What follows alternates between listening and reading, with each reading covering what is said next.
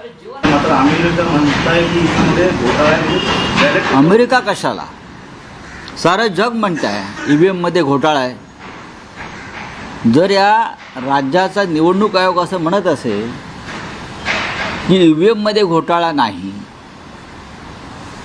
याचा अर्थ असा आहे की या भारताच्या निवडणूक आयोगात घोटाळा आहे. या भारताच्या निवडणूक आयोगात घोटाळा आहे. अख्ख्या जगाने EVM नाकारला आहे. आणि हे शाणे आले आहेत का? हे उद्या रिटायर होतील हो. राजीव कुमार उद्या निवृत्त होतील. मग मोदी त्यांना एखादं बक्षीस देतील. मोदी आणि अमित शहा कुठे राज्यपाल करतील, कुठे एखादं केंद्रीय महामंडळ देतील, कुठे राजदूत म्हणून पाठवतील. सध्या हेच सुरू आहे ना. सुप्रीम कोर्ट, हायकोर्टचे न्यायाधीश, पदावरील व्यक्ती यांच्याकडनं हवी ती कामं करून घ्यायची आणि मग त्यांना त्या बदल्यात निवृत्तीनंतर बक्षिसं द्यायची. महाराष्ट्रामध्ये निवडणूक घोटाळा झालेला आहे.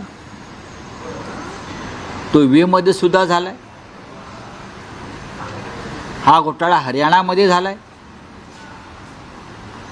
त्यांनी निवडणूक आयोगानं मसाजोगला येऊन पाहावं, बसावं इथे मरकडवाडीला, मसाजोग मरकडवाडीला, तिथे येऊन बसावं आणि मरकडवाडीच्या जनतेची जी मागणी होती की ते स्वखर्चानं बॅलेट पेपरवर निवडणुका घेणार होते, मग त्यांना EVM आणि बॅलेट पेपरवरची तफावत दिसली असती राजीव कुमारना. तेच गाव, तेच मतदान करणार बॅलेट पेपरवर, आणि मग त्यांना दिसलं असतं की तफावत काय आहे. या देशातली निवडणूक यंत्रणा ही भारतीय जनता पक्षानं हायजॅक केली आहे, लोकशाही हायजॅक केली आहे. आणि त्याच्यामध्ये हे सगळे जे लोक आहेत ज्यांनी लोकशाहीचे रक्षण करायचे आहेत ते चाचेगिरी करत आहेत. जे चाचे असतात ना, समुद्र चाचे, विमानं पळवतात, बोटी पळवतात. तर दिल्ली निवडणुकीमध्ये सुद्धा मतदार यादीमधला घोटाळा जो महाराष्ट्रात झाला तो दिल्लीमध्ये होतो आहे, जो हरियाणामध्ये झाला. आपली निवडणूक त्याच्यावर काहीच बोलत नाही.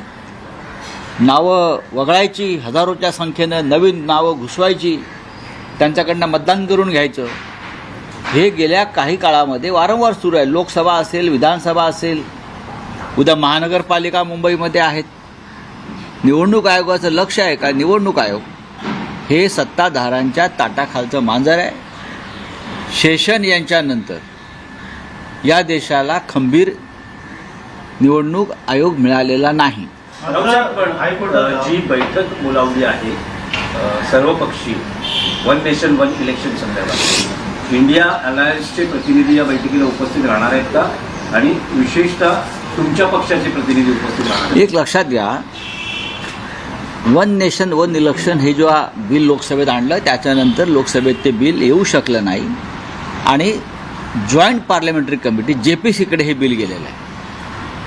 आणि JPCमध्ये सर्व पक्षाचे लोक असतात. आज JPCची बैठक आहे. पहिली बैठक आज आहे JPCची, आणि इंडिया आघाडीचे सगळे सदस्य त्या बैठकीतले त्यात हजर राहतील. आमच्या पक्षाचे जे सदस्य आहेत ते अनिल देसाई आहेत, ते त्या कमिटीवर आहेत आणि ते आपली भूमिका मांडतील. नाही, पण अजूनही इंडिया अलायन्स आणि Shiv Sena युनिटीचा one nation one election विरोध आहे का? नक्की आमचा विरोध आहे. हे लोकशाही विरोधी आहे, हे घटना विरोधी आहे, हे संविधान विरोधी आहे. भविष्यामध्ये एक पक्ष एकच निवडणूक आणि एक नेता एक निवडणूक, one leader one election, one party one election, अशा प्रकारच्या हुकुमशाहीकडे नेणारं हे बिल आहे किंवा ही योजना आहे. राऊतसाहेब, आता आणखी एक डेव्हलपमेंट येते आहे की NCP शरद पवार गटाचे खासदार आपल्याकडे घेण्यासाठी किंवा फोडण्यासाठी अजित पवार गटाकडून जोरदार प्रयत्न सुरू झाले. जी माहिती मिळते या 7 खासदारांना फोन केलेली आहे आणि सुप्रिया सुळे यांनी तटकरेंकडे ही नाराजी व्यक्त केलेली आहे की अशा पद्धतीने अजूनही फोडाफोडीचं राजकारण सुरू आहे. जोपर्यंत खासदार फुटत नाहीत, पवारसाहेबांचे खासदार फोडले जात नाहीत, तोपर्यंत अजित पवार गटाला केंद्रामध्ये मंत्रिपद मिळणार नाही. आणि हे मंत्रिपद प्रफुल्ल पटेल यांना हवं आहे. प्रफुल्ल पटेल यांना सांगण्यात आलेलं आहे जो केंद्रामध्ये मंत्रिपद मिळवण्यासाठी जो कोटा आहे खासदारांचा तो तुम्ही पूर्ण करा, तो तुम्ही पूर्ण करा. आणि त्यासाठी तुम्ही किमान पवारसाहेबांच्या गटाचे 6 ते 7 खासदार फोडलेत, तर तुमचा एक खासदार तटकरे आणि हा 6वा किंवा हे 7 हे जेव्हा तुमचा आकडा पूर्ण होईल तेव्हाच प्रफुल्ल पटेल यांना मंत्रिपद मिळेल. कळलं? त्याचा महाराष्ट्राला काही उपयोग नाही आहे, देशाला काहीच उपयोग नाही आहे, किंवा अजित पवारांना उपयोग नसेल. प्रफुल्ल पटेलना मंत्री व्हायचं आहे किंवा सुनील तटकरेंना मंत्री व्हायचं आहे. आणि म्हणून पवारसाहेबांचे खासदार फोडण्याचे कसोशीनं प्रयत्न सुरू आहेत. पण हा नीच आणि निर्लज्जपणा आहे. झालं ना, तुम्ही EVMच्या माध्यमातून विधानसभा जिंकलात ना, जिंकलात तुम्ही, तरी तुम्हाला अजून फोडाफोडीची तुमची भूक भागत नाही, तुमची हवस भागत नाही. त्या देशामध्ये तुम्ही काय चालवलं आहे? हां, याचे फोडा, त्याचे फोडा, कार्यकर्ते फोडा, पदाधिकारी फोडा, आमदार फोडा, खासदार फोडा. या देशाचं भाग्य तुम्ही लिहिणार आहात का नव्यानं काळकुट्ट्याशाहीत? तेच चाललंय सध्या. पण राऊतसाहेब, जसे NCPचे खासदार फोडण्यासाठी प्रयत्न सुरू आहे, तसंच शिंदे गटांकडूनही अनेकदा सांगितलं जातं की शिवसेना UPTचे खासदार आमदार आमच्या संपर्कात आहेत. ठीक आहे, किती संपर्कात आहेत ते त्यांनी जाहीर करावं, नावं जाहीर करावं. आमचाही संपर्क आहे त्यांच्या गटाशी असं आम्ही बोललो तर, पण मी बोलणार नाही. आज त्यांच्याकडे सत्ता आहे, आज दिल्लीमध्ये राक्षस बसलेले आहेत, त्यांच्याकडे ED CBI आणि पैसा आहे. त्या भीतीपोटी ही फोडाफोडी सुरू आहे. पण शेवटी भारतीय जनता पक्षाला किती आमदार पाहिजेत, किती खासदार पाहिजेत, त्यांचे भविष्य काय काय देणार आहेत त्यांना ते, आणि जे जात आहेत सोडून त्यांना काय मिळणार आहे? तुमच्या तोंडावर हडकच पडणार आहेत ना चघळायला. यात महाराष्ट्राचा स्वाभिमान अभिमान याचा काय संबंध येतोय का? अजिबात नाही.